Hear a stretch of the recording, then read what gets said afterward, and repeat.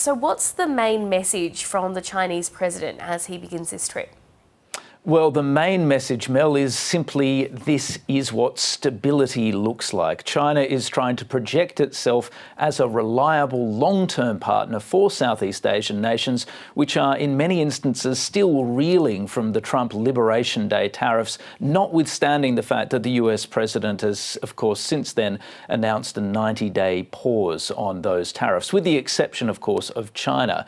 Now, it's worth noting that Southeast Asia is the region where the US has probably done the greatest damage to its strategic interests with these tariffs. Look at the countries that President Xi Jinping is visiting over the next 5 days or so. Vietnam hit with a 49% tariff, Cambodia a 46% tariff, Malaysia, where he'll go finally, also hit with substantial tariffs. Now, even though these tariffs have been paused, and all three of these countries say they want to negotiate with the United States to ensure they get a deal to avoid them, the reality is these countries are very exposed because all of them are major exporters. Many of them are large exporters to the United States, even though their economic ties with China are in most instances much larger.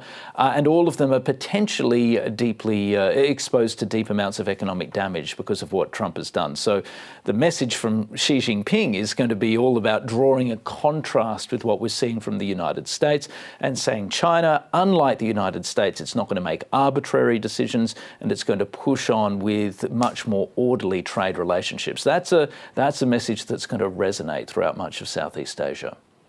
How damaging, Stephen, will the Trump tariffs be to the United States' strategic position in Southeast Asia?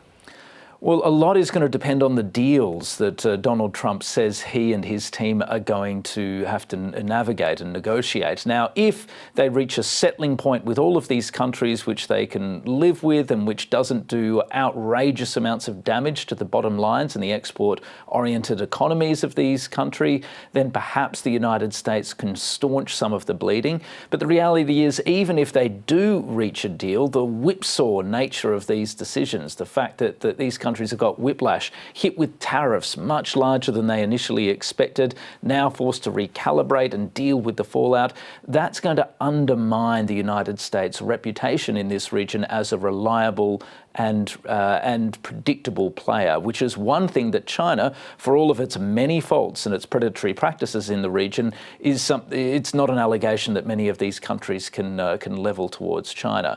So this is the difficulty. The United States, in some ways, its position in Southeast Asia was already looking quite precarious. It has strong security links with many of these countries, and of course, as we're saying, it's taken in a lot of product for them.